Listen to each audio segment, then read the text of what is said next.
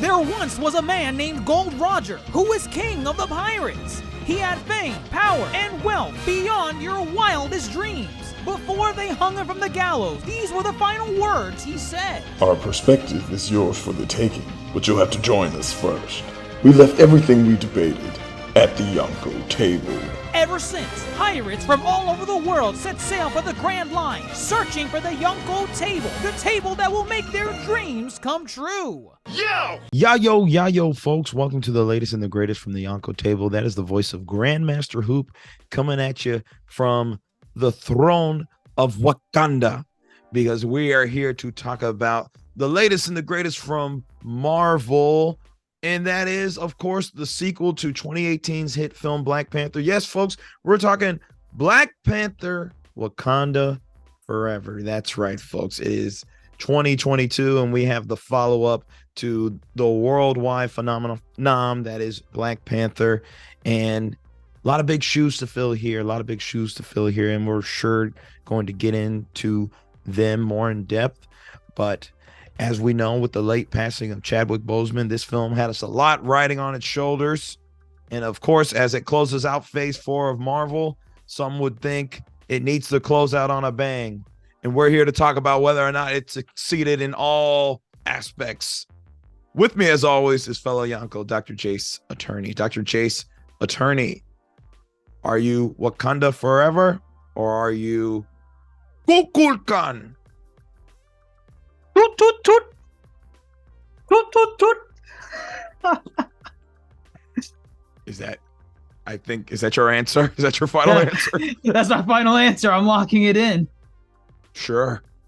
We'll take that. We'll build from there. Listen, from we're not alone on this venture. We have some supernovas joining us to talk about whether or not Black Panther Wakanda Forever has done everything it needs to do as a sequel and then some. Let's hear who's joining us tonight. All right, folks, let's get into it. Like I said earlier, we know what this film needs to get done. We know what this film needs to do by its characters and established world. Let's just go overall thoughts real quick. Did we walk out of here having found enjoyment? Did we walk out of here satisfied? Let's just go around the room real quick. Where are we? Where do we stand? Wakanda Forever. Anybody? I don't know. So the first Black Panther movie, I think, was just a wee bit better, just a wee bit.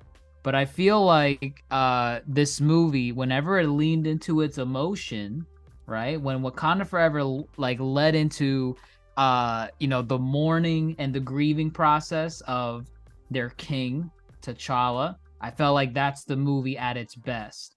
It was an emotional roller coaster. I really enjoyed the first and second act. And then Marvel did its thing that it always does in every third act of the movie. And, we'll talk about it, but I feel like they lost me by the third act.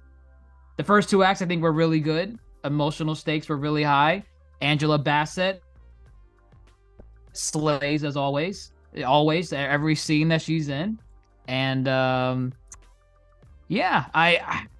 don't think it's better than the first. But overall, I think it does what it needed to do, given the circumstances that they were in. I see you itching, Darce. Just come out and say it. This movie had a lot of good moments in it, for sure. Did I hold it to the same expectation as the first movie? Maybe. Should I have not? I should definitely have not. We were discussing this in the car ride back. The first movie just left you with so much hype. Like, I was ready to charge on the world. And this one, I didn't get the same feeling, the same internal feeling as a moviegoer, as a Marvel fan, and as just, someone who likes storytelling. It was definitely an interesting story. it's definitely something that has been done before. Like with the stories of revenge. And then I do have to say, like, the entire movie, I didn't know who I was rooting for. I wanted to root for the main person on there, but I was also very kind of on the side of the villain, the quote unquote villain of the movie. So I have a lot to unpack, and like I hope that this podcast can help enlighten you with some things that I might have missed. But overall, it was just a little underwhelming, but that's because I did have high expectations for it. Dr. Riga, are your expectations quite as high as it seems to be shared amongst the table? I feel like Dr. Jace kind of summed up some of my thoughts. Is like, I think when it leaned into a lot of the emotional and parts and the relationship and the grief and the anger and how do we kind of continue to move forward when we're losing things around us, that's where I was really invested. I imagine we'll have some conversation around just the how historical elements and colonization and how that was kind of a thread throughout this as well that I found intriguing. I think what lost me is, frankly, I think some of the Marvel of it all, which I feel like has been a pretty consistent conversation we've been having. Like, I feel like over the last year, I've certainly been feeling a little bit of fatigue. And I think when it got to certain action points, I was like, not as interested. Like, I love these characters. I want to just be with the characters. I don't know if I cared as much about some of all the action play. I think there were a few scenes I was like, oh, okay, I'm invested because this is really cool. And others where I think Dr. Jace had pointed out, sort of leading towards the third act, where I was like, I just want to spend time with the characters that I enjoy and get to know them as people, because that's what was like connecting for me in this film. So I tried not to go in with expectations. I think because of just the circumstances, and so just really wanted to enjoy myself, and I felt like I did enjoy myself. But there were parts that I really enjoyed and then parts that I didn't feel as connected to. So. What did you think, Grandmaster? Because your expectations for this movie were extra. Oh, no. See, do not confuse expectations with hyping of an experience. And when I say an experience, the first Black Panther did such a wonderful job at bringing a people together to celebrate that film. Black people, storm the theaters with dashikis and these garments and all this pride, right? There's a cultural renaissance per se. And we saw that in the behind the scenes too. That is what I was here for. My shirt says it all. So do not get that confused with expectations. I too set my bar really low because, for one, I don't like being disappointed. I can't say this film disappointed me because my bar was not high. Was I blown out of the water? Water. Ha ha ha. Unintended. No, I was not. I was not blown out of the water. And what you all failed to say is, no, you did not walk out as satisfied as you thought. I wanted you to say it. I did not walk out satisfied as what I thought. There are strong elements to this film, no doubt. And there's deeper conversations that will be fun to have, no doubt. But this film is definitely overstuffed. And that was my biggest problem with this film. We can't enjoy some of the smaller, quieter moments with the characters because there's so much other stuff jam-packed in here. And that's a problem. And you feel it. You feel it throughout. So I think we all share a relatively similar sentiment for sure. But yeah, there's a lot of elements here. Real quick, let's talk plot. I guess the plot's gonna be the heaviest thing for sure. We're in the wake of the death of T'Challa. The spoiler alert warning. No, people know. No. They know. You should not be listening to a Wakanda Forever pod if you don't think you're gonna get spoiled. Okay, as long as the disclaimer's on there, It's there. In there. Yeah, no. They know. So All right, yeah, plot. We're in the wake of the death of T'Challa. We see everybody grieve, we see everybody bounce back from it, and we are literally thrown into the next big conflict. Vibranium, again, the world wants vibranium. What's new? There's vibranium found. It is in the territory of Talokan, which is Atlantis, but great twist and great little, So it is liberties. Atlantis, In right? the There are comics, liberties. There are Okay, liberties. okay. Yeah. but because DC has the rights to Atlantis with Aquaman, Marvel cannot use Atlantis. Is that the case? Like, is that what it is? That I they don't- can't say Atlantis? They at don't all? own. No. They cannot refer to them as Atlanteans. No, I don't know about If you're a that. genre No. in the big screen, you cannot refer to them as Atlanteans. that is not true. They do not have the rights. They did not make Atlantis. They did That's not. like but saying someone coined the term Mount Olympus. They can't use Mount Olympus in any other movie. It's a little different though, because Atlantis is like a fictional tale, and it's past 1930, so it is open domain. But because it's used on the big screen so recently, they have a little bit of a pushback with the rights of using Atlanteans. Plus, it gets confusing for the audience. The people already think Superman is part of the Avengers. Why are we going to try to incorporate Aquaman into all of this? See, I don't want to hear that. That doesn't make me give them props in their flowers. I give them props for taking liberties and taking the concept of Atlantis and doing this. Yeah, Talokan. because Atlantis is in itself is part of like a mythology, right? Like there's a lot of people who believe that Atlantis was like a lost city somewhere when like maybe the floods happened. Who knows? I am loving the way that this story was told, and I'm loving like the location, like them going into the caves right by the Yucatan Peninsula. I'm not sure if anybody is familiar with like the lore behind the Yucatan, but apparently that was where the meteor struck that wiped out the dinosaurs, and so that's why the Yucatan has all of the cenotes and caves underneath it, because of the way that the earth kind of was shooketh. So having like a secret underground city right there makes total sense, and I love the direction that they went with that. Right, which is cooler to say than copyright to Atlantis. So stick with that. That's a cooler take. That's a cooler take. So yes. But can we go back really quick to the first scene that let me I'm just giving the basic. I'm not getting into nitty-gritty. I'm not doing nitty-gritty. I'm laying out what this film gave us. So we have Talokan, run by Namor, whatever you want to call it. I like Namor. Namor. Who called him Namor? That's his name. They say Namor, but he introduces himself as Namor. And that's the way you say it. He tells the audience. I agree. Namor and his people have a deposit of vibranium. The sea is their territory. They do not wish to share. They wish to bring Wakanda into their fold as allies.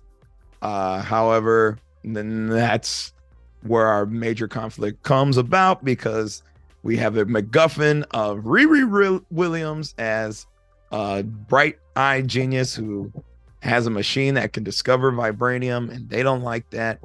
And that is where our central conflict collides, all the while dealing with all this grief and loss. Here we are. Now we get into the nitty-gritty of it all. And I mean, like, let's also go into the fact that this is yet again another revenge story, just like Civil War, and just like the what is that, the term, antithesis and antagonist of Black Panther. So we're back onto the revenge train. And whose revenge though? Whose revenge? So we are on a revenge from Ku Clan, from Namor, however you want to call him. He is having the revenge of people wanting to come and colonize his land, and he has that fear. And then we have now a revenge story again with Shuri avenging her family that is no longer with her. I gotta stop pussyfooting around this because I know that whoever's listening should be watching the movie. And No, there are no. You This is can go spoilers. I know, right into I- what Wait you're here. saying. Let's talk about Namor and this revenge plot. Yes, colonization is brought back into the fold, rightfully so. Again, that's the liberty of taking an established character who was originally just a white Atlantean mutant, and now they give him this cultural background of Mesoamerican. Oh, that was extra. He wasn't like that before. Never. No, this Never. is Okay. totally new. And again, the liberty taken here, I think, is really cool. in the comics, I think he was mutant. Huh? In the comics, he was a. No. Yeah, I said he's a mutant. Yeah, he's a Oh, mutant. okay, yeah. No, Yeah, he was talking about the culture aspect that he has in this movie. Oh, yeah. So That's new. That's new. totally different. And I gotta say, I agree. This was such a cool way, and like the way they introduced the Atlanteans and drinking their version of the heart-shaped herb, it was awesome storytelling of how you can make these people make sense as to why they were hidden for so long, as to how they came to be, how he is different because he's born of both human and Atlantean blood, and a little bit stronger because it was in the bloodline as he was being developed. It's cool. There's a lot of symbolism that also joins in with Black Panther, how they take the heart-shaped herbs so that they can be Black Panthers. This one, they spread it amongst everyone so that way everyone can be part of that tribe, which we can dive a little bit deeper into that later, but it's interesting to see how in this culture everything was shared, while the other culture things were left for certain people. And in this one, with the Atlanteans, like I just loved how they created the gills from drinking it, how they made them blue when they're above the water and then not blue when they're underwater. It was cool. I loved it all. You got to stop calling them Atlanteans, Talocanians. You just Oh wow, they're blue. They're not blue underwater. did you not realize that? I did not even realize that. I noticed some of them were like not blue underwater, but I thought, oh wow, those guys are special. I didn't think that all of them Oh, turned. jeez, man. Wow, You missed the most more you know. obvious stuff. the more you know. That was right That's in your cool. face. Yeah, I think they did okay, so my whole thing, I like Talokan. I like the idea of another nation, a powerful nation. However, I will say what the Black Panther films, one of their uphill battles is that the nations that they showcase have to be a character themselves as well. Shout out to Tenoch. Is it Tenoch Huerta? Is that how you say his first name? Nobody knows. Who plays Namor? Yeah, who plays Namor. Oh, I have no idea. He is the only one we get character from, and that's a problem for me. I asked some people, did you know that was his sister, Namora? Did you know that? Who was his sister? Right. Who was his sister? You don't even know who I'm talking about. The That with one the in one- the one in Darcy's background on the left. That was She his has- sister? Yes, and you don't know this, and that's Wow. that's a problem for me. That was the one that fought Riri at the end, right? Yes, She was the one yes. on the suit. Okay. Yes. I did not know that. Did they say that in the movie or It's in the- No, they did not say that in the movie, and that's my Okay. problem. Is that a lot of times, again, this is this uphill battle. I feel in the first Black Panther, we don't learn much about Wakanda. We learn there's different tribes, but they don't really have necessarily a character, and we don't really hear many voices outside of the principal cast.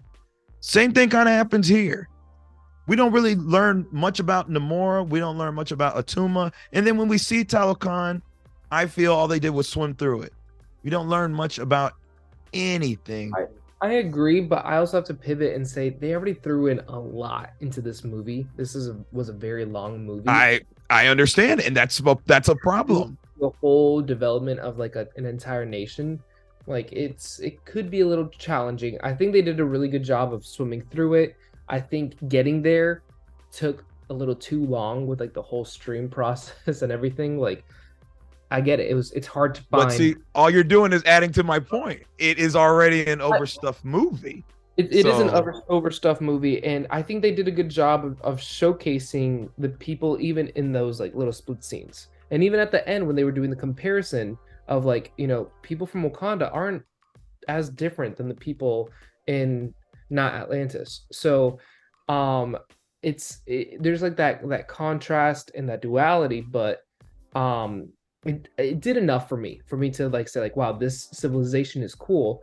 Would I have wanted to spend more time in there? Absolutely. But it was enough for me to understand that like, okay, this is a new civilization. They have their own ways of doing things.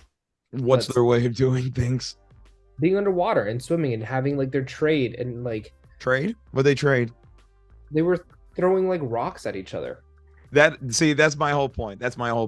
If you're going to like, how do you communicate underwater? How do you like? I get it. There's so many different questions we could have had, but it's already, like you said, an overstuffed movie. Like I think the problem with it though is that if this was the time to show something like that for a city like this, because I doubt we're ever gonna see anything with this city again outside of the either A, the mere mention of it, or B, you go to it in passing.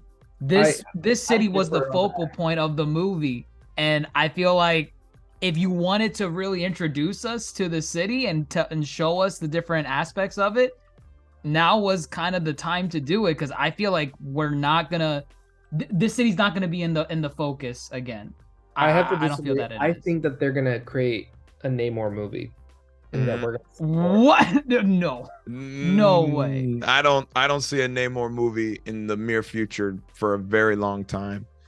But again, there's already another nation in this film, which is another nation that I feel, and again, you can disagree, Wakanda, I feel takes another back seat here outside of the principal cast. I absolutely agree. And again, if you're gonna, that's the uphill battle, is that if you're gonna establish a nation, you got to show us the nation. We again get the principal cast, which is lovely and it's great, and they did all a great job.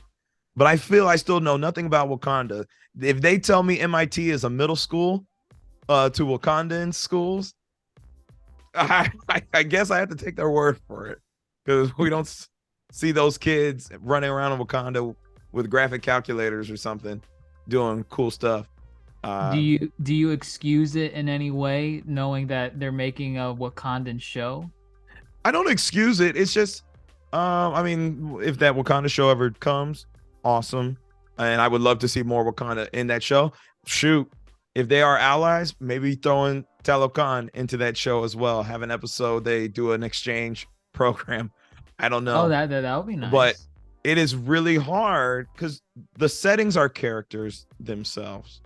Wakanda really was a giant set piece for a lot of the action scenes, and Talokan was very quiet scene where I feel we didn't get hardly enough.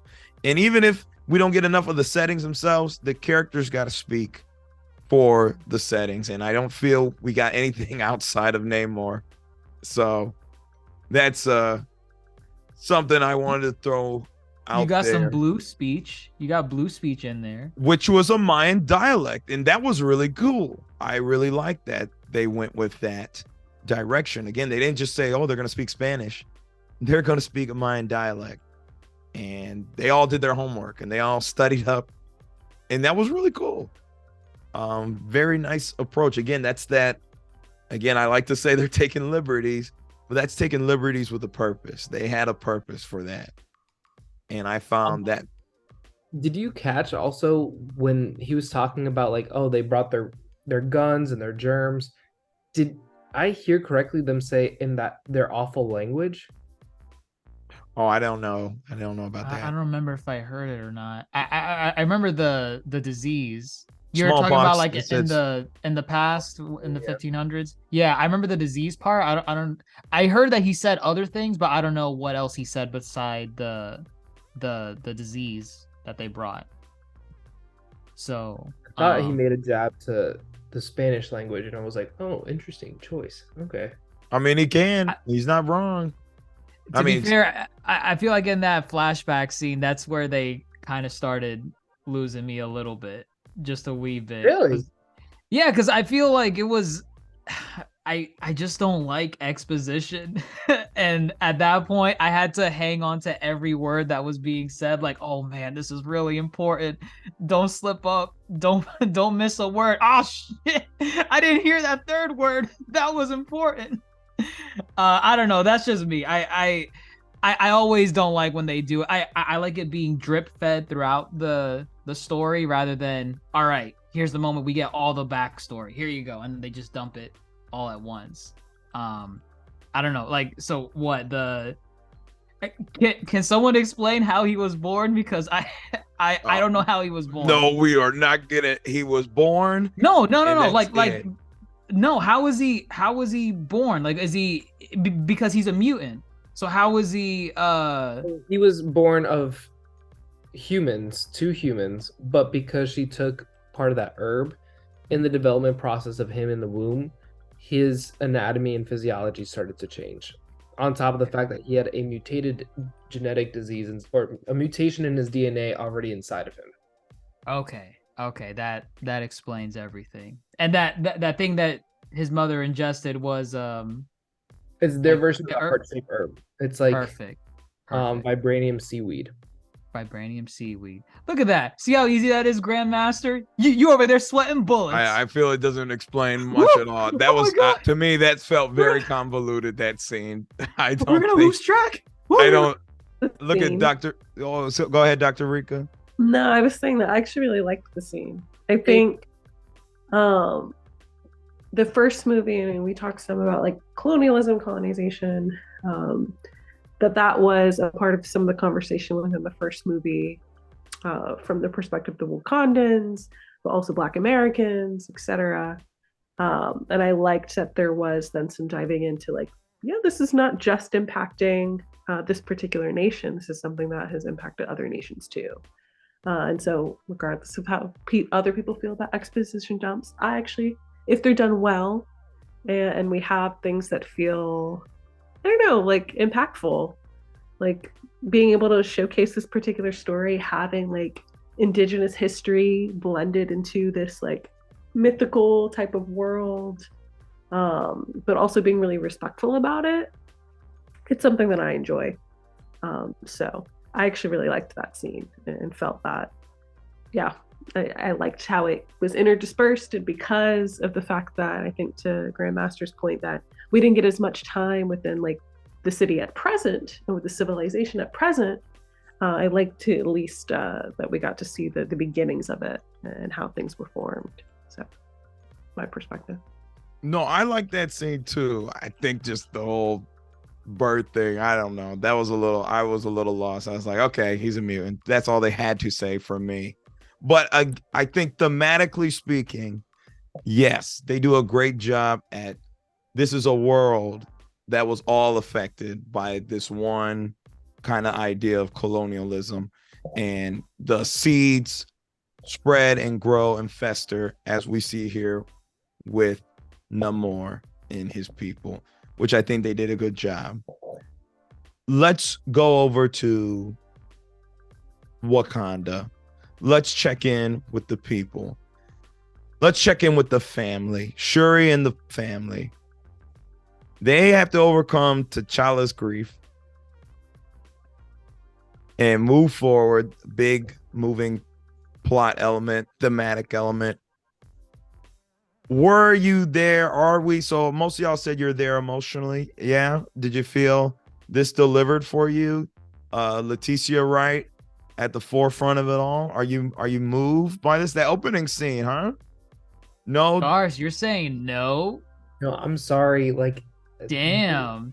The opening. Were you laughing in those scenes? No, not at all. But it wasn't as impactful as I thought it would be, and I really wanted to. Like, I'm a very emotional person, but like for some reason, like I didn't get as much emotion. To be honest, and this is gonna sound kind of crazy, but when they had the Marvel title slide pop up when it was all Chadwick, like that got me more emotional than the scenes itself. Did I feel like, how Shuri was feeling, like she wanted to do everything she can for her brother, and like even if that means like sacrificing being by his side, like yeah, I get it. It was very rough, but for some reason I was just a little bit disconnected from the emotions that took place, and I wanted to see more. Like I wanted my heartstrings to be like tugged just a little bit more. And I understand like you can't showcase a lot of stuff. There was one scene though that kind of got me. When she ran back to his sarcophagus coffin. What is it called? A coffin. No, you could say sarcophagus because they believe in Egyptian culture. So You can running call back it to the that. sarcophagus, like she went and was crying, and I don't know if you noticed, but it was a man's hand that grabbed her shoulder, and then it cut to her mom. So I don't know if that was like an allusion to like she feels like her dad's presence or her brother's presence, but it like someone grabbed her, and I think she was kind of hoping. The way that I interpreted it was like she was hoping that she can feel that connection with her brother, but it wasn't there. It's really her mom that was there. And it was definitely a ceremony, and I got it, but I wasn't as emotional as I wanted to be about it. Does anybody else have anything to add? I'm gonna say this. I got out all my emotions in that first trailer. I feel that first trailer, I cried. I did not cry the first time I saw the first trailer. I cried on my second watch, and then I cried again on my third watch, and then I started crying up until maybe a month before the film. Every time that first trailer would come out, I feel like I got all my emotions out by the time this film hit, which is saddening because if anything, that was probably my only expectation. I actually wanted to feel sad. I wanted to see how they handled, the passing of Chadwick. I wanted to see how they incorporated that into the story. And I feel I got all of that just from the trailer. In the film, I think everybody did a good job, no doubt.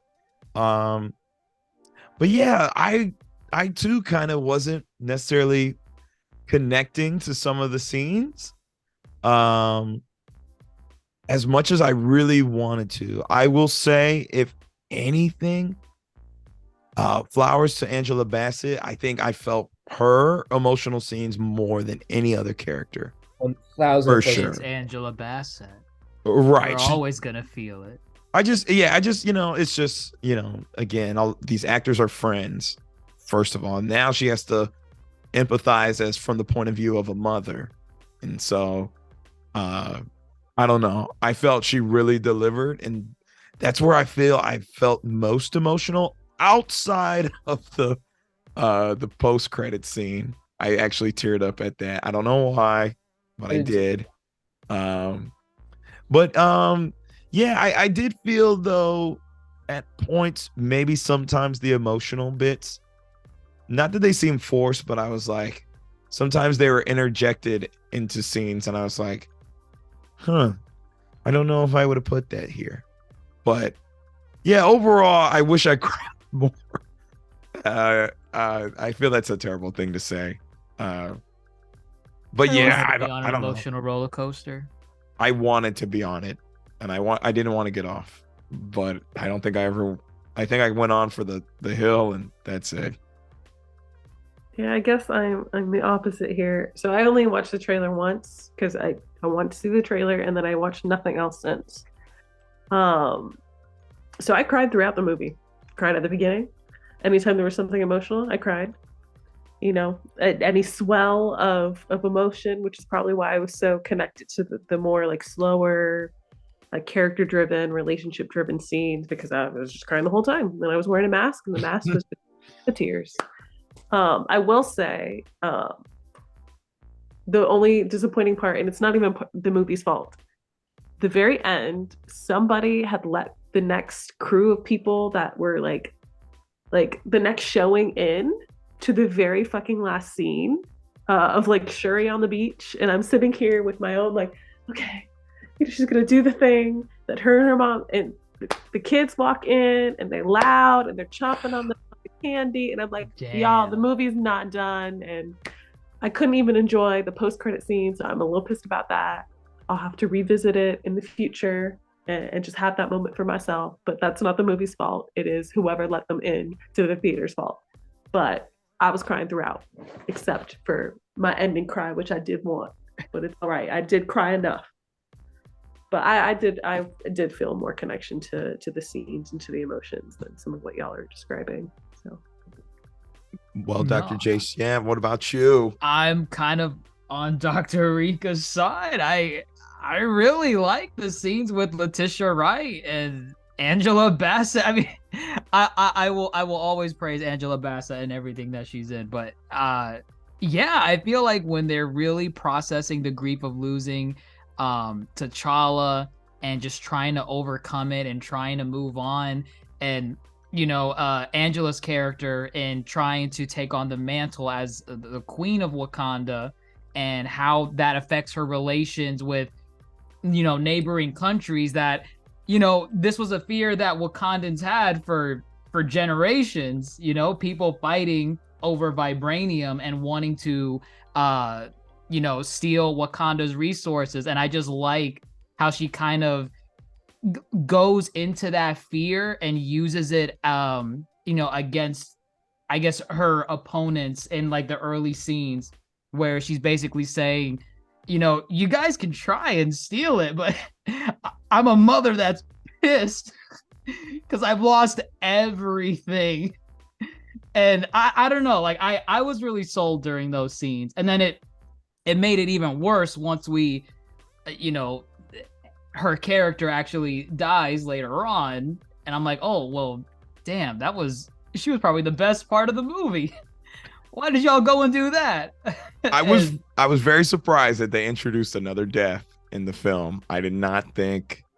You think it was too much? That they I don't think. Should they have just had Chadwick be the main death that they're grieving? Do you think it was too much that they threw in another? Yeah, kind of, because I think so. She's almost forgotten by the final bit of the third act. Yeah. I don't know. I think I could have done without. And I mean, to be honest with you, if it was a little bit of this is gonna sound horrible, but if it was a slower death, I think I would have had a little bit more emotion. Like, she was put in a coma, and then like they're trying again everything to like save her, and at the very end they find out like, okay, she's not gonna make it. Like something like that, I feel like it would be a little bit more of a tearjerk than like just finding out right then and there, yeah, I felt like it was really sudden. Like, yeah. I half expected her to wake up in that moment, like, oh yeah, there's no way she drowned, but right, she drowned. And I feel like the same amount of emotion and avenging and revenge that could have happened from her just being in a coma, I think would have had the same emotional pull than if she was gone. Ooh, I don't know if I agree with putting her in a coma. Just because coma to death. Not well, like that's essentially what you can infer maybe for T'Challa's character off screen. Like, you could take that same idea and use it for him, and it becomes a slow coma. As in, yeah, because it's like it's off screen, so it doesn't matter. Versus, if she dies in the moment, she dies in the moment. No, but I mean, like, just you can show her dying like throughout, but like I would rather have like while they're in the council, while they're talking about, okay, she's in the coma, what do we do if she wakes up? She's still gonna be queen. Who do we have? Like, what is the procedure of getting the next person in line? Like, I felt like just the death, and then like trying to figure out who's going to be ruling Wakanda, and then getting back to Namor, and like there was way too much rushing towards the end that I think slowing down that process and like maybe dragging out something like that to connect everything back might have helped with the rush of the third act. I'm just Yeah, 'cause, team like, I either don't die or even don't feel- die. I don't even feel like Shuri got a because isn't she the queen now? Shuri, I feel like no, she's not. No, she's not. Who's the next? in No, line? she's made queen, except it's not official She is not. until her ritual, her She is warrior not made falls. She was literally made queen. No. I believe they always called her princess They She's did afterwards. because it's the warrior falls that, you know. She never attended. She never Correct. intended it. M'Baku intended it. Or No, I'm saying in the moment when Ramonda dies, she's in charge. They look to her. No, they don't. They went to M'Baku. No, they literally looked at her and then she ran off to the lab. Right, because she doesn't want to have the throne. She's not the queen. I thought they looked at her because that was her mom that just died. Her mom that died. That gonna do- and literally that is how I I don't understand. know. I That don't is think I how saw it it as a works. succession And thing. how Like, I don't think they royalty, looked to how her it and said, works. "You are the queen now." But this Like- isn't the royalty that we're used to. This isn't like European royalty. I'm where not you- saying this is what happens in the previous film. T'Chaka dies. They look at T'Challa. He is Right, not but T'Challa official. Is not king until He is goes not through that ritual. official until the warrior falls.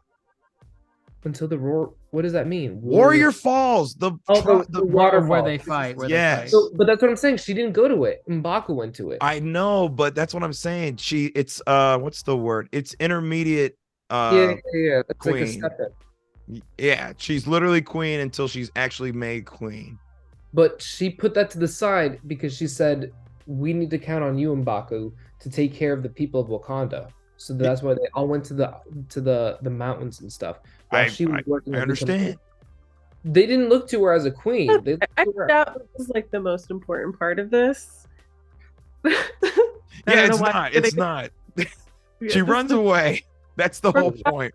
I think what our discussion was about, like, it was whether the death felt like it was kind of too much, whether it felt like it was actually helpful as a part of the plot or character, you know, how the characters are playing out. I'm gonna say it's unnecessary because again, I think by the end of the film they forgot Ramonda even died.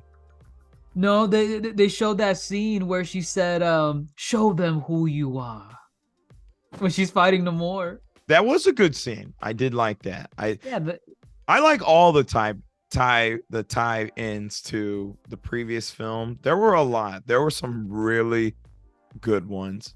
like I think. Go ahead. In their 'cause I feel final like you're- fight, God, she said something exactly. Oh, the whole thing about vengeance. That's T'Challa's line from Civil War. She quoted him directly saying, "Vengeance has consumed us, and I'm not going to let it consume us any further." That's his line for right before he did not kill what's his name? Winter Zemo. Soldier? Oh, Zemo. Yeah. And I was like, oh, that's great. I love that right there. There was another one, but I can't remember it, but it was really good. Any tie-ins they made, they were very subtle. Either you catch them or you don't. Those were great. And even the one that wasn't so subtle, I really liked that little flashback to a certain character when she visited the ancestral realm. We can talk about it. It's okay. Elephant in the room. I called it right there in the theater. I looked at JLG. I looked at called it. Yes. I said, it's Killmonger. It's Killmonger. Also, I saw he was at the premiere and I was like, he's either here at the premiere because he's a, supporter of Ryan Coogler and the Black Panther franchise, or he might have a cameo. There he was. I knew he was gonna have a cameo. It was great. It works too. And it was. I absolutely love the way that they incorporated it. I think he just introduces, a a route that Shuri might as like very well could take. Like, seek vengeance, go for it. Don't be like your brother. Your brother was soft. Don't be like your father. He's a hypocrite. You know? Did she only see Killmonger in the ancestral realm because she was consumed by the vengeance already when she took the herb? Okay. Yeah. But All also right. too, it just makes sense that anybody can appear. There's a whole vast of Yeah. past kings and whoever took the heart-shaped herb. It makes perfect sense. You know? I did not feel that was forced. I thought that was actually really well done. I agree. Now, that final part where Ramonda shows up, I took that as, oh, she showed up now versus, but so I still take it as she did see her. But Shuri's journey, are you here for it overall? Going from, grief, almost the stages of grief. She goes from, grieving, buries herself in her work, and then she loses another person, and then she's just angry, wants vengeance, and she dons the mantle of the Black Panther. Do you buy it? Are you here for it? Do I buy that she dons the mantle? Her journey throughout the film. I buy the journey. I feel like she went through the stages that at least of grief that she needed to go through to end up where she was at the end of the film. She was pissed throughout most of it. And then I feel like you see that a lot in her final fight. And I have my problems with the final fight too, but I feel like you see that at least in some ways when her final fight with Namor. She's like digging her claws into his skin. She's like ripping off like pieces of like his wings off of his feet.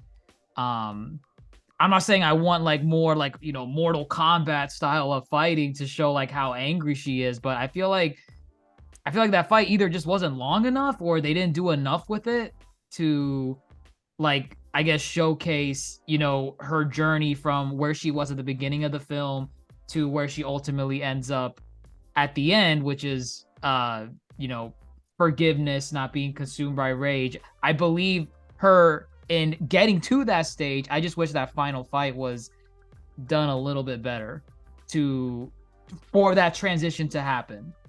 I guess that's where my problem is. That whole third act is a problem. And that fight sequence was a problem as well.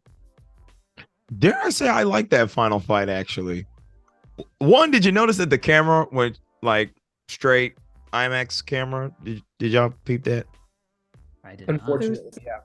There's some technical issues. So. Wait, you had technical issues or you're calling it a technical issue?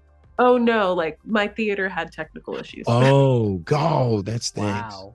Look, we did the best we can. I got through the we did it, but yeah, there were a couple issues, so I didn't notice anything with the camera work or anything. Yeah, no, the camera went IMAX. It got a little wider.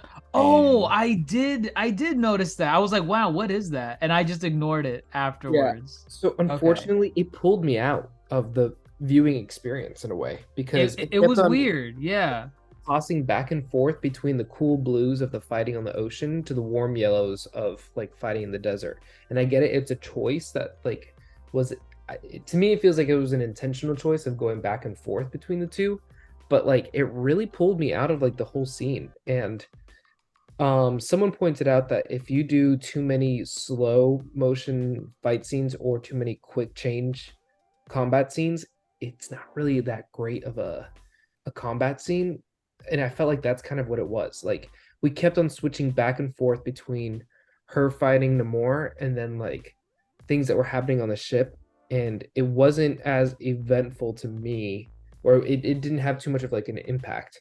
On top of it, like we see her as the Black Panther in this final scene, but we have an entire army of kick-ass like female warriors, and then we also introduce Nakia, who is like also a kick-ass warrior, and then like to have her kind of come in there, it was like, oh, is there anybody else that could be the Black Panther? Like I get it. Like Oh. you're very good at like the technology, and I get it. Your DNA matches T'Challa's the closest, but I don't know if I would have like if I was a Wakandan citizen, I don't know if I would have wanted her to be the Black Panther. She can totally have any sort of title when it comes to like creating technology, any sort of other title, but like her becoming the Black Panther, I was a little taken out of it because everybody else was highlighted so much more. No, she deserves to be the Black Panther, and it was always gonna be her. It was never gonna be anybody else. Like, I mean, that- I get it. I get it. You're right. I'm just saying that's my opinion on it. Like I was a little taken out from that. I think, you know, that was a big question mark going into this film, that everybody was like, who's in the suit? Who's in the suit? It was always going to be Shuri. And, you know, I mean, I don't mean to bring this up, but, you know, how Leticia Wright on set was making a big fuss about, you know, getting vaccinated and whatnot. Funny enough, it's like, you better get vaccinated. You're like the star now. Please. Yeah, I had no do idea your that she was job. going to be the, Well, I the mean, main person. We also knew that she was going to be the Black Panther because she was very vocal about being injured on set, like whenever she had her action scenes. Oh, see, no, I did not know that. Yeah, I she- knew about that. I just didn't know. Well, I mean, I didn't know. I didn't tie that to her being like, oh, she must be doing like Black Panther stunts. I just thought she was probably in an action scene because she was in an action scene before. In the Hardly. first movie. I mean, She yes. she had her Pew, little pew, pew. Yeah, her pew pew. So like in this one, and in the squeakquel, you know, she's probably like hovering on, you know, like little suspenders in the air, and then that's how she got injured. But it was always gonna be her, though. Like, I've never questioned once that it was gonna be anybody else but Shuri. You thought it was gonna be Okoye. I never did. But God, thank you for mentioning her. I almost teared up too during her dismissing when she was demoted. That was the best scene in the movie. That was a really good scene. And Denai, shout out to Denai. She did a really good job too. But that final fight scene, again, I like that final fight scene because from what I can tell, when they were on the ground, not him flying around or whatever, it was not CGI. They learned from their lesson. They did not do the 1v1 of the main antagonist and main protagonist in a CGI fight. The rest of the fight was CGI. When they're on the desert? Before they get to the desert, and then everything on that boat or whatever I don't care about the ocean. I'm talking about so the Shuri fact that they versus, did one scene I'm talking without CGI. I'm talking Shuri versus Namor. That's not good enough. I That's enjoy those fights because in the first Black Panther film, the best fight sequences were the two at Warrior Falls. M'Baku versus T'Challa and T'Challa versus Killmonger. Those were the best sequences in that film, in my opinion. And when that screen went wide, they pretty much did without CGI. And I was very engaged with that fight. I don't care about the boat fight. The boat fight was a CGI monstrosity. Also, speaking of CGI monstrosity, the Midnight Angel suits, I am not a huge... They kind of look like Power Rangers. Time out. So yeah. much. I like the Midnight Angel suits. I'll tell you, God. I tell you who I don't like. No. I'll tell you what suit I don't like. I'll tell you what Riri's? suit I don't like. Freaking Ironheart. What the hell? Ironheart suit was That also looks like an actual Power Ranger. They that both looks like a look terrible. Zord. They look like a Zord. Okay, let's talk about Riri. I think that is a giant miss. What's the word? No, I don't want to say it's a miss. It's just a giant kind of thorn. Not a thorn, but it's like a wrench in your cogs. Listen, this is part of Marvel's Phase 4 formula. Here is a character that we all have to protect for the greater good of the multiverse, or whatever the situation is. She's the MacGuffin that kicks off the plot. She's the reason why everything is happening, and I don't like. I don't like it. You don't like that she is the main reason why the plot kicks off, or Correct. But do you like her as a character, like how she is portrayed in the movie? No, I don't.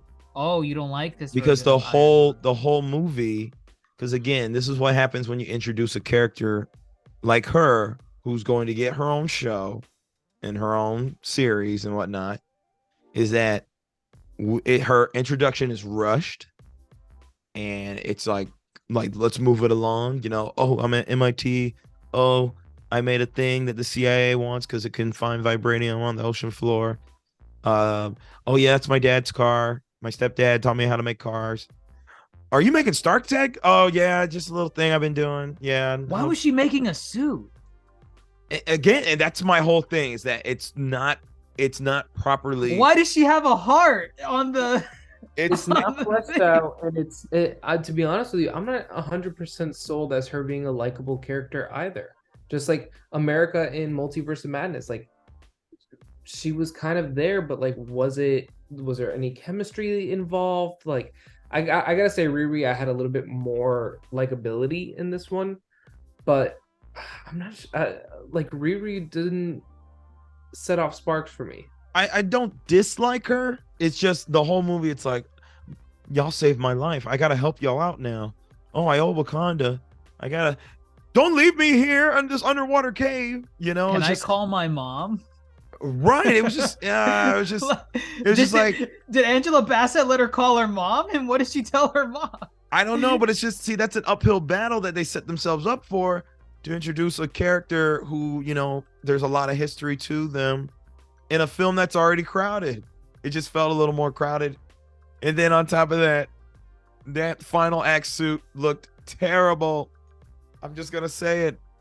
It looked terrible. I saw the leaks beforehand, and I thought they were fake because of how bad they looked in the leaks. The image of the Iron Heart suit. I was like, no, there's no way. That is clearly Photoshop. It does not look that bad. That looks silly. Her first draft of the Iron Man suit, I liked it. Like looked better than it did look better. It was.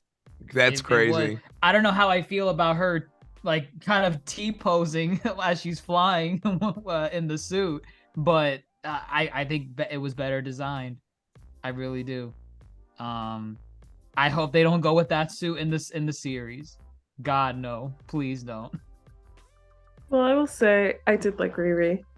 I thought, and I didn't kind of share my thoughts in terms of Shuri. A lot of my favorite Shuri scenes were kind of her with other people, whether it was like the more emotional scenes that she had, like with her mother, or even M'Baku at times. And then I liked the riffing with Riri. I think having someone who's a little bit closer in age, who has like similarities in terms of like their intellect, and I really enjoyed those scenes. I think I do feel similar in terms of like the pacing and like the rhythm of the movie just fell off because there were so much. I think they needed to make some decisions about what they wanted to keep and what they didn't. So does that mean, okay, we don't have the Riri plotline, and so we're focusing so we have more time, under the water and exploring the cities? Is it that we're not exploring that as much so that we have more time with it? So I think there's some decisions that could have been made a little bit better, but I actually really enjoyed Riri, and I would be more open to like, watching her TV show. Saying that because I haven't seen any of the shows like this year, and so I feel very in touch with a lot of the shows. I think because of some fatigue, but this would like get me to watch it because I was like, oh, I enjoyed her, and I'd like to see. We got those bits and pieces. I don't know if we could have gotten any more because the movie was already stuff. So I would be interested to then watch her, at MIT. What are some of these adventures? What's her story going to be? As far as like, I imagine some type of antagonist for her. So they got me. And I actually didn't mind America either. Like some of the characters they've been introducing as far as the films are concerned. Again, I haven't seen the TV show. So there's some people I may be missing out on. I haven't really minded all that much. If anything, I've wanted maybe something a little different to get to know them. Right. Maybe, but at the same time, there are already movies that have felt kind of the plot is already loaded with a lot. So I felt like there could have been some stuff that they needed to make a better decision about, but I liked her. So I feel like with this phase 4 of like introducing these characters, I think it's like part of the outline when they're writing this movie. It feels like, all right, so we need to have all these extra side like young Avengers be added into these movies at some point. Who's gonna get what? All right, Doctor Strange, you're getting America. Black Panther, you're getting Riri. Like I feel like it was a little bit more of a forced plot line than if we were to actually have like a little bit more of a developed storyline from Riri. And I mean, also with like Namor, like his storyline, it was a little bit more it was easier for them to create a storyline based off of like what happens in the comics. Like, and I wish we would have seen a little bit more of that, where Namor is really attacking Wakanda because he was lied to. In the comic books, he goes and he becomes like this not hero because somebody, whether it be his right hand man, which we saw with the Tuma. Either Matuma lies to him or he gets influenced by Doctor Doom. And so like we could have seen a storyline go that way, but I think they added Riri there to kind of like be that glue in the storyline of like, okay, we got to protect this person, and in the grand calculus of the multiverse, we cannot sacrifice her life. See, I'm glad they did not go that route with Doctor Doom or someone, because it just makes, oh, there's a white man pulling the strings. Minorities are stupid. They can't see through the bullshit. It's his right hand man that's doing it. Well, I mean, just saying, I'm glad there's not a Zemo figure at the top pulling the strings, because one, we've already seen that before too. Right. With that said, though, there is another elephant in the room, which I did not think they were gonna do this, and that they did it. It made me so upset. They had to remind you about the first movie. No, I'm not even talking about Everett Ross. Is fine. I like Everett Ross. It is Allegra De Fontaine that I'm not happy to see here. Why? Really? Yes, because that means now we're having a film tie back into the greater Marvel. That's your Hulk smashing from the ceiling. No, but we really did need something that's gonna either tie us or get us excited for any other phase of. In this film, I don't need that. I need them to focus on the characters, the loss that they had on screen and off screen. I don't need this greater tie back. I don't mind their inclusion. I just don't like how it was handled, because that plot line was just dropped completely by the third act.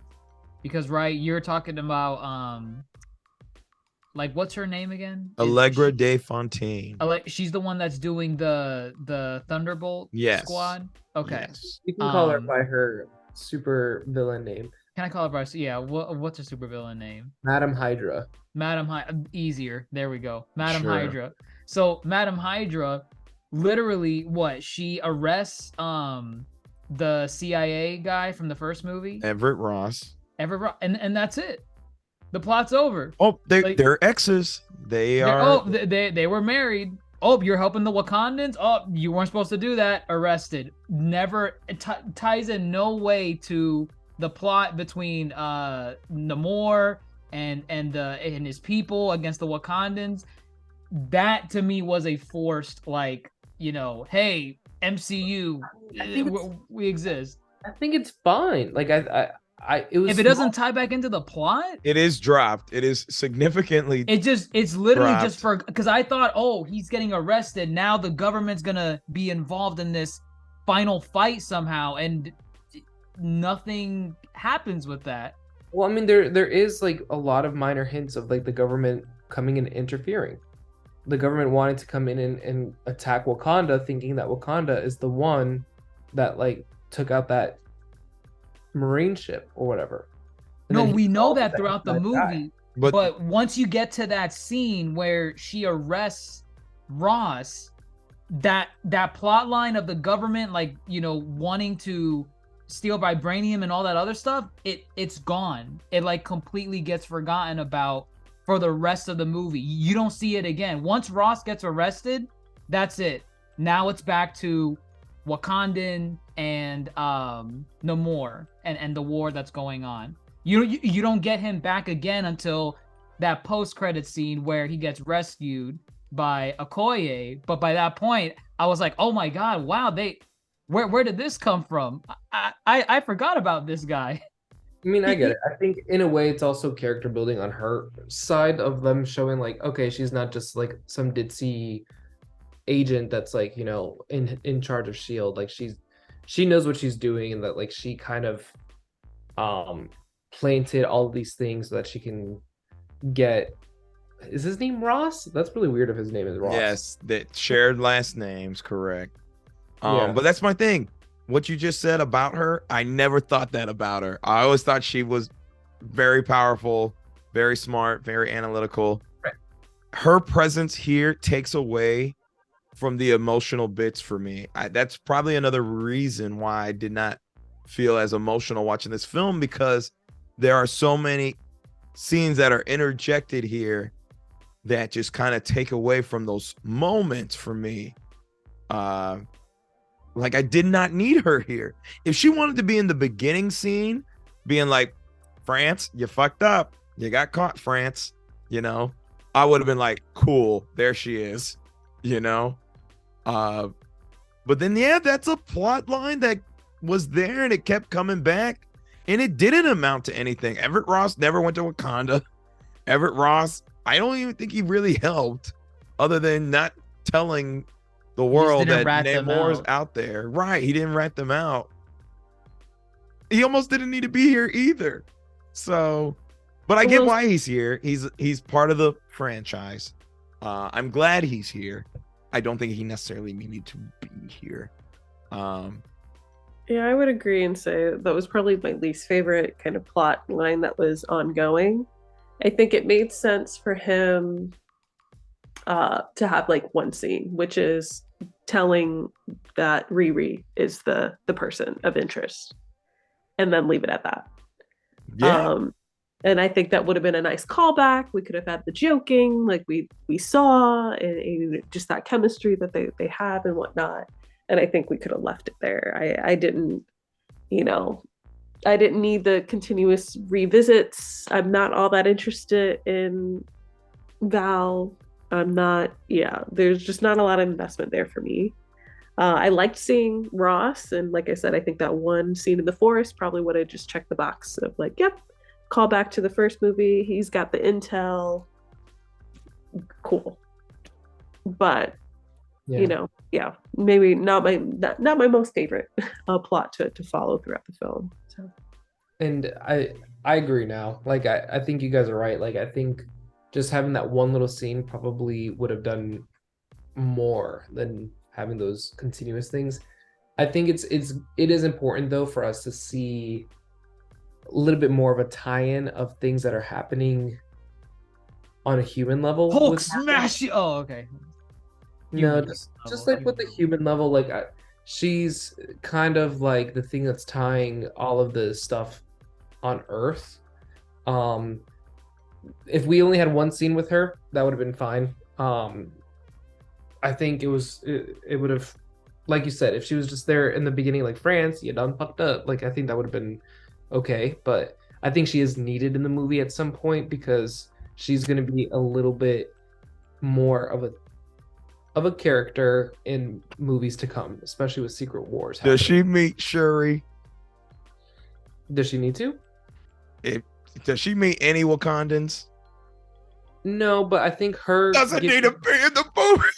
Like Ross has to, like Ross just gave away government secret. Like there needs to be some sort of counter to that. There doesn't. There really doesn't. And you said tie into the human aspect. Aren't they all human? Are you saying Wakandans aren't human?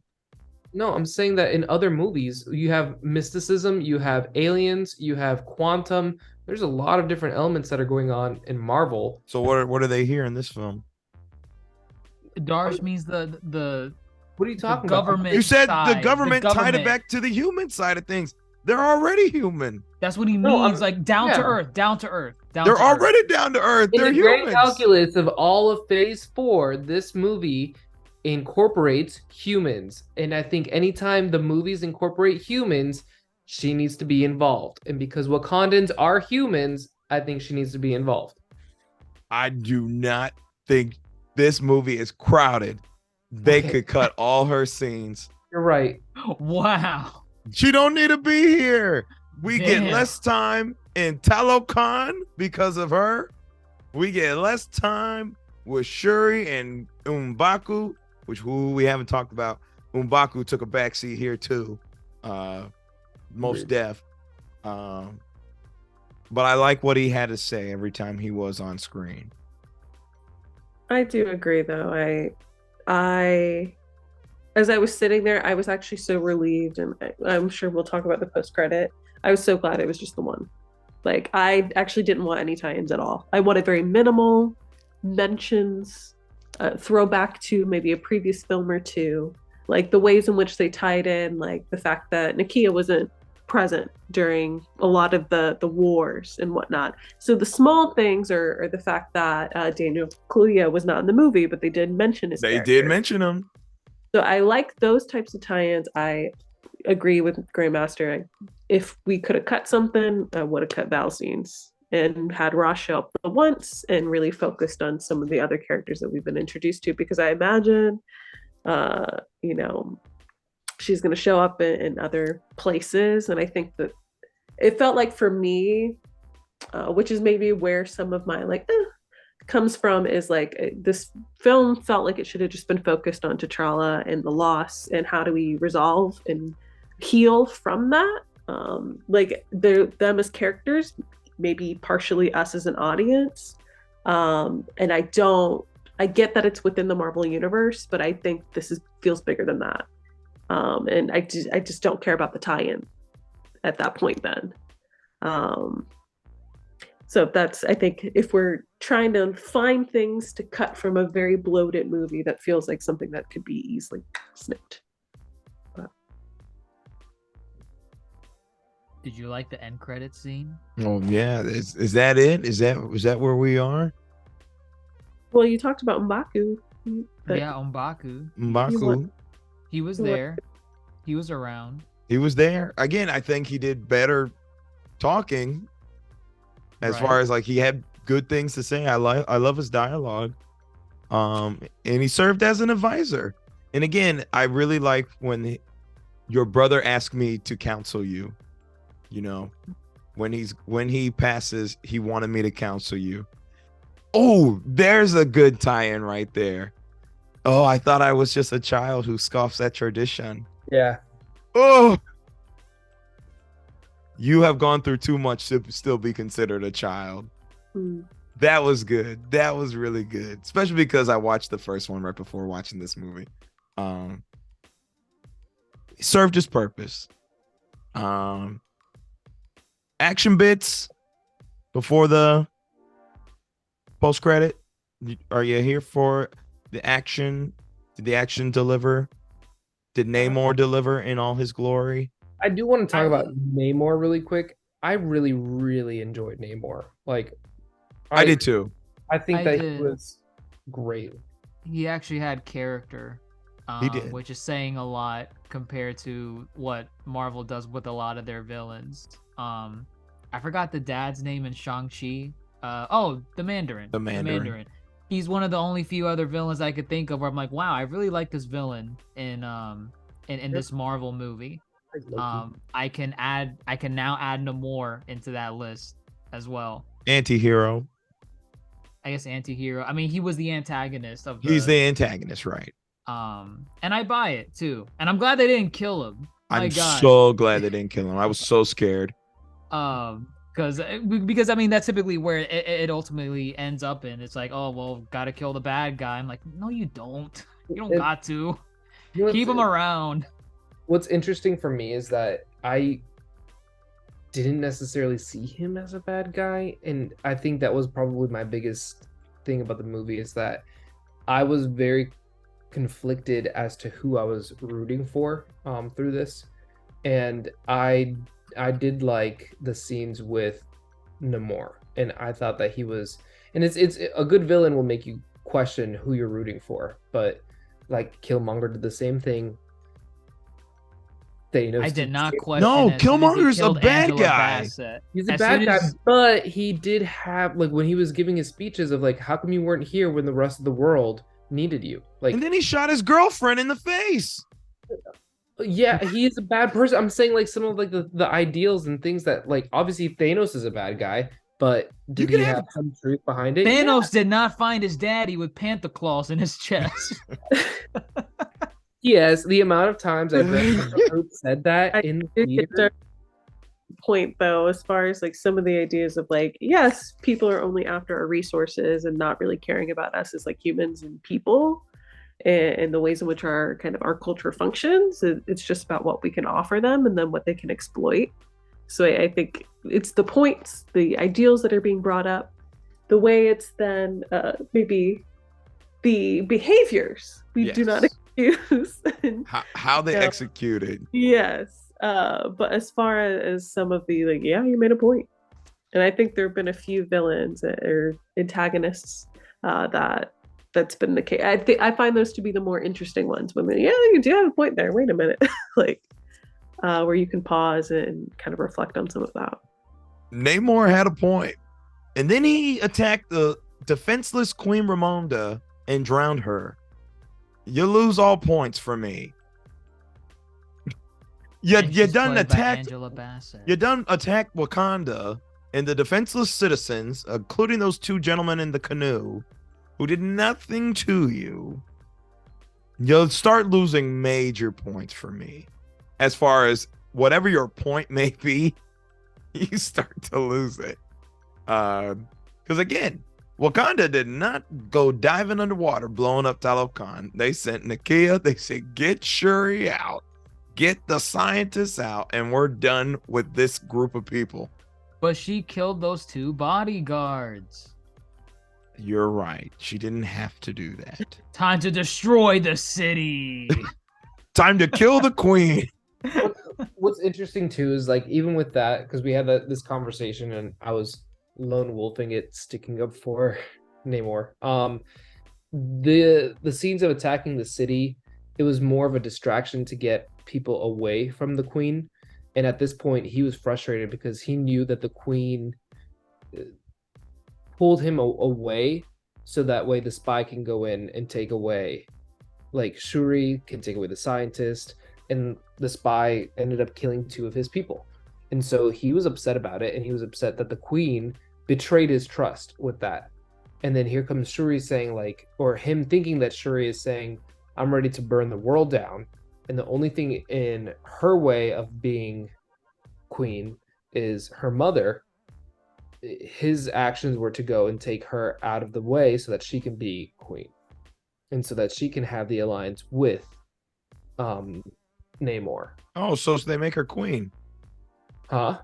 They made her But queen. that's what that's what he's thinking. He's thinking that Shuri wants to be queen, but he doesn't want to be queen. Nah, you're right. It's still though, he's got questionable ethics, and again, that makes him 100%. more. And I am not justifying him. I want to make sure that this goes on the record. I'm not justifying him and his actions at all, but I see his war game strategy in that moment. That this is someone that I wanted to create an ally with. She betrayed my trust. This other person that I just had a good conversation and a relation with for a second, like, this person is who I want to have in the seat. It's a very political game, and I see how he was trying to run it, because he wants an ally out of Wakanda. He doesn't want an enemy out of Wakanda. He got a funny way of showing it. That was a very convoluted way to do it. But I guess he got, assuming that's what, because I know what you mean. By the end of it all, he's like, yes, all according to plan. And I thought, really? This was, you wanted it to happen like this? But I mean, hey, he has an ally now, so I mean, they're protected. And that's what he said M'Baku- at the very end. He's like, at the end of the day, I still have Wakanda as my ally. M'Baku said it best too, as far as, you know, what is to stop him from coming back and demanding more, you know? You have to confront him. He was intimidating. He used his intimidation factor. Again, questionable ethics, but he was compelling. He was enjoyable to watch. I did enjoy watching it. I was like, damn, he's really trying to stab Ramonda right now. Oh, can't stab her. Let me drown her. Goodness gracious. He was interesting. He was fun. I would love to see him again. Dare I say though, best action sequence, I'm gonna give it to Okoye versus Atuma on the bridge. I really enjoyed that one too. Because again, no CGI. No CGI. Just kick ass. With that ashy head. It was Fenty 440. Wow, Rihanna's on the soundtrack and they're promoting her knew it was product. Fenty. Wow. I knew it. They said it. Looking for, But I think her costume as well was Fenty. I'm just Maybe. saying, when you're looking for a foundation, make sure you're getting the right undertones. There you have it. Dr. Rika's gonna lead a whole Fenty special one episode. So make sure you tune into that. Make sure you have an outline for that. Oh, she can have an outline. I don't know nothing about Fenty. I never watch any of those fashion shows. Post-credit scene. It's very Isn't emotional. that nice? I teared up. He has a son. Well, first, it was funny because almost everyone to my left was getting angry at that scene at first because they're like, "Oh no, she didn't. She kept this a secret from the queen, from T'Challa, from everyone." And then she started, saying, "No, it was a choice we made, and the queen met him as well." I'm like, "Oh, okay. Isn't that nice? She has a kid. That's nice. They have a kid." Do you think he's gonna be the next one, the mantle? No, I think never. again, Never. they're probably, as Darce said earlier, adding more fuel to the Young Avengers squad. Okay. I don't think this has anything to do with plot. This felt like kind of an emotional, like wanting to really honor Legacy. the talent. I don't think it has anything to do with the future kind of plot line. I agree, but they can. It's the fact that they can. They can. If they do, it'll take away from all the emotions of that scene, and they would be wrong to do that. But they can. Because the whole purpose is that he doesn't want to be. They don't want him to be involved in that right at all. Right. It's kind of a parallel between they didn't want to use Chadwick's likeness in the film. They didn't want to CGI him in. It was kind of like, this is the legacy. It's going to continue, but that doesn't mean he has to be like involved. His estate doesn't have to be involved. They don't have to use his likeness, or they don't have to keep referring to him. They're moving forward. So it was a nice wrap up. We didn't mention some of the just some of the gals. As far we had a new character introduced, Anika, who's dating Ayo. Ayo? Io, yes, dating Io. That's right. I think women carried this film, actually, if you want The entire film, absolutely. Yeah. Right. Had some really wonderful moments. And just didn't want to make sure they got some shout outs. No, and I say what y'all want. I like the Midnight Angel suits, so I hope to see Anika and Okoye again.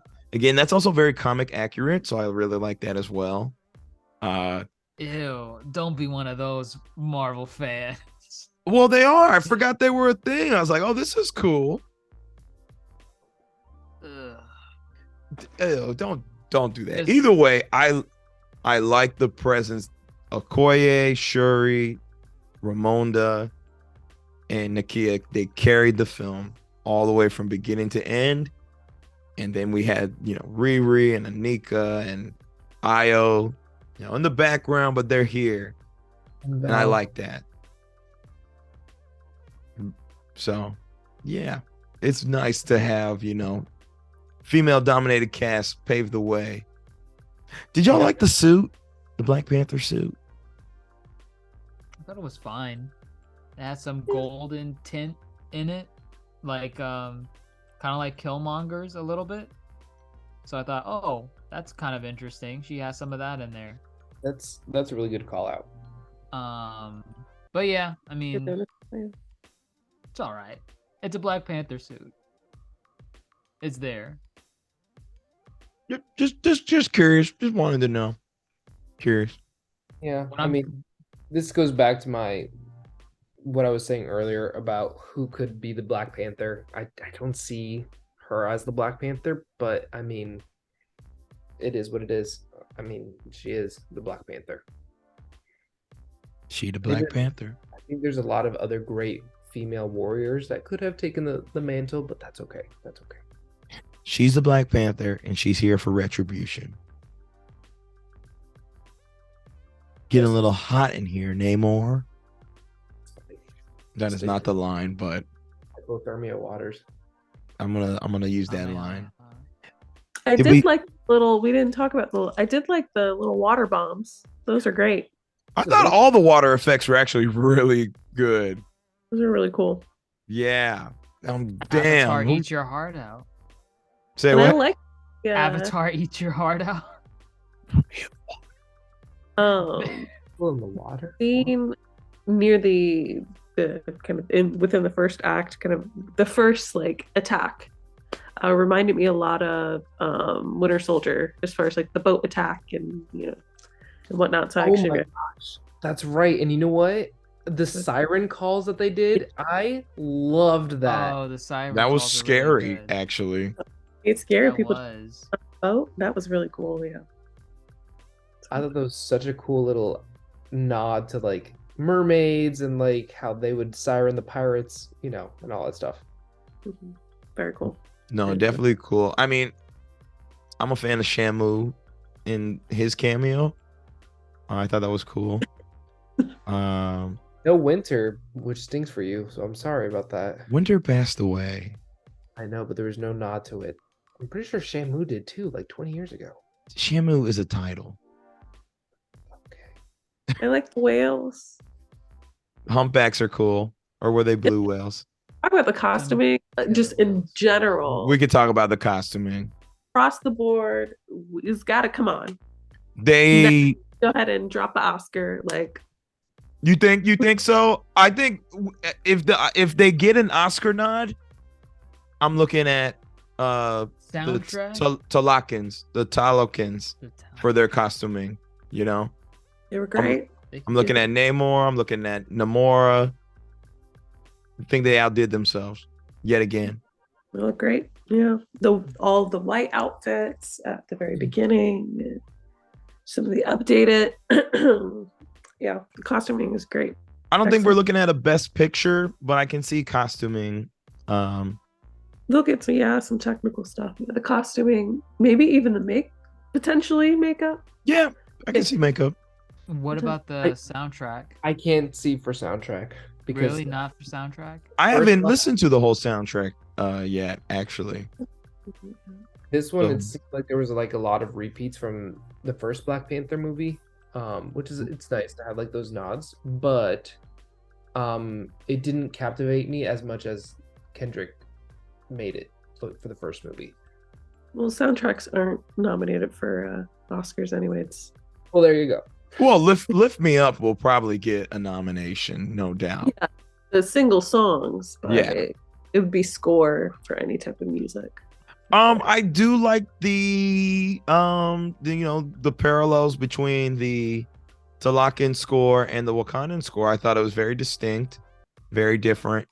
You can hear how he's incorporating. He's Ludwig Göransson. He's very good at incorporating He's great. the actual cultural sounds and instruments. So he'll probably get a score nod too. CGI? Namor bad at any times? I don't think he was ever bad. It's just they made it very obvious when there was a green screen. Oh on yeah. screen, like they made it very, very obvious, and that's one of the main reasons why I didn't like the boat scene. The boat scene at the very end where they're fighting like all the sea Wakandans, leopard. the sea leopard. Like I could tell it was green. I don't know. It just looked really, really, really bad. But like in terms of like the actual CG, like I guess, Namor flying, I had no problem with Namor flying. It was like 50-50 sometimes. I kind of liked how he was like using the little flying stuff to zip around and destroy some of the Wakandan ships. I didn't know Namor can fly until this movie. I was unaware. I thought them wings were for looks. Nope. He would usually race Johnny Storm a lot. Had no idea. Wow, I did not know that. Just a jack of all trades. He can fly, he can swim. Just keep him wet. Supposedly he's as strong as Hulk and Thor. Oh yeah. You mean this man who is as strong as the Hulk? Yes. Yes. Supposedly, yes. So says Ryan Coogler. I don't know if that's true, but I'll take the word, I guess. He be strong. Final scores. Where do we stand? AF scale, 5-star scale for Dr. Rika, because I know she does stars. Where do we stand? How are you concluding this film? I think I'm at a 7.5. I was actually at an 8 coming out of the theater, but I think some of the stuff that we pointed out here kind of makes me a little bit more harsher on it. Oof. It's still a good movie. I still had a good time watching it. I think it was out of the Phase 4 movies that were disappointing, I feel like this one was the least disappointing. It wasn't the best one. I still think No Way Home and Shang-Chi are still up there. But for this one, most of us were kind of disappointed by Love and Thunder, Multiverse of Madness. I didn't feel the same way with this one. So I think it was for what it was set out to do, being a good memory for Chadwick Boseman. I think it did a good job. So I think I'm at a 7.5. I think that's fair. I think that's fair. Darce or Dr. Rika? Yeah, I think I believe, was it Rotten Tomatoes gave it like an 85? Was that ultimately where it was? Sort of about whereabouts? That's where it was sitting at, yeah. Yeah, that's about how I feel. Like I think a really solid like B+. I think because there were pieces that I think a lot of it just has to do like the runtime and not. I don't mind long movies as long as everything makes sense. That leads to how long that is. I think there's some pieces here that I would have liked more exploration. Like if we're going to be there for 2 hours and 41 minutes, there's some things I would have wanted to be able to explore a little bit more, which is specifically scenes underwater. I think things we named as far as getting some more of those characters. I really loved Namor. So just wanting some more of like his interaction with his own people and his culture. And so, so I think that's where some of my points are docked off a little bit, is like we're sitting there for a long time and I feel like we could have used the time a little differently. But I was very emotional throughout. I felt very connected to a lot of just the pieces around grief and loss and how do you start to rebuild your world when it's kind of shattered apart. And I don't know, I'm interested in that because that's just like my life's work, and that is, I work to help people heal when things fall apart. And so I think I like to see that depicted kind of within some of the stuff I watch too, especially when it's done well. And I just really appreciate those emotional pieces. And something Grandmaster pointed out is just being able to see more women at the forefront, specifically Black women. Being one myself, I like to see some of that representation, and then also just the different types of relationships, whether it is like familial, or sisterhoods, or friendships, mother-daughter, etc. I think we got a nice spectrum here of how we relate to one another and what we do to support one another. And so I always like that to be depicted within film too. So that was something I appreciated. I think the parts that kind of lost me, or just the things that I feel tired about with Marvel just in general right now, is I think my plea is to allow some of these creators to be creative. And I think what worked in the first three phases did what it needed to do. And my hope is that we can start to explore a little bit more. And I think they're taking risks, but not going full in. And that's what I'd like to be able to see, is just like, go ahead and give people the reins. It feels like they're saying, do this thing, but we're still going to keep you on a leash. And that felt pretty evident in the last few films that they've released. I feel my feeling was like this film got a little bit more wiggle room compared to some of the last few releases, but I'd like to just see more creativity, let people do what they do, and see what happens from that. Because that's how this was created in the first place. So I think a solid B is where I'm at. I think on my side of it, I give it a solid 7. Just because of expectations on my side. I went into it, I know I shouldn't do this, but I went to it with higher expectations, and it wasn't necessarily expectations of like greatness. It was more of expectations of I wanted to feel more out of it, and I didn't really get as much of the feeling. I'm left with a little bit more of a confusion on which side I stand on. And then internally, am I the villain? Am I the bad guy? But I give it a 7. It was a great film. I was very entertained throughout all of it.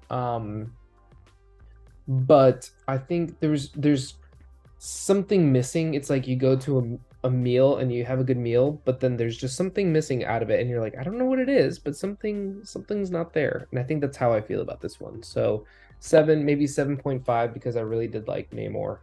But that's where I am. I think we're all relatively in the same ballpark. I'm gonna give it a B.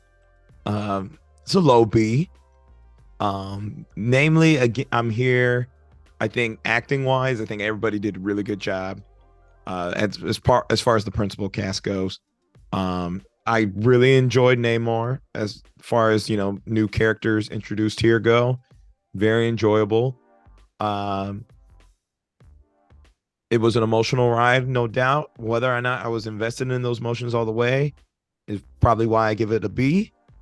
And as far as Dr. Rika said too, as far as the adding the extra Marvel stuff and spending more time with some other scenes or characters, I think I really would have enjoyed that as well.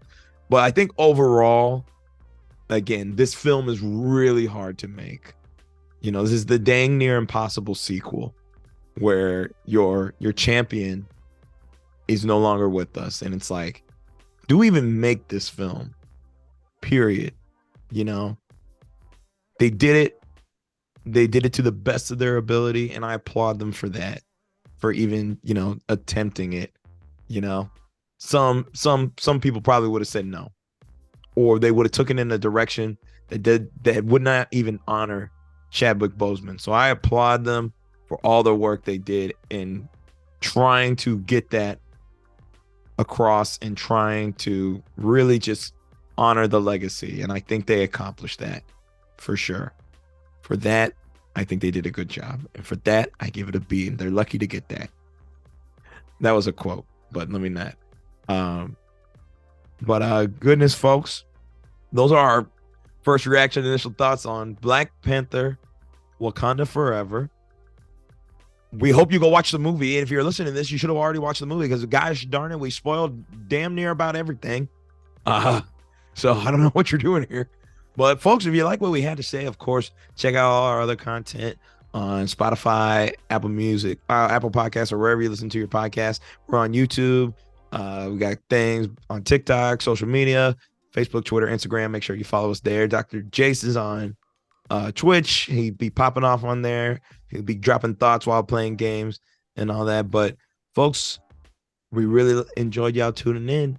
But that's it from us here at the Yonko Table. I'm your host, Grandmaster Hoop, fellow Yonko, Dr. DrJaceAttorney, Supernovers, Dr. Rika, and Darce. We're gonna close off this,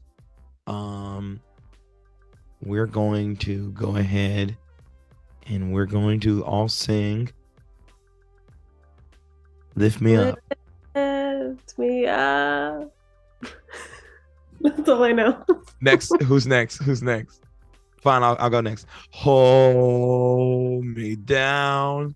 Keep me safe. Keep me safe. Someone say keep me safe. Keep me safe.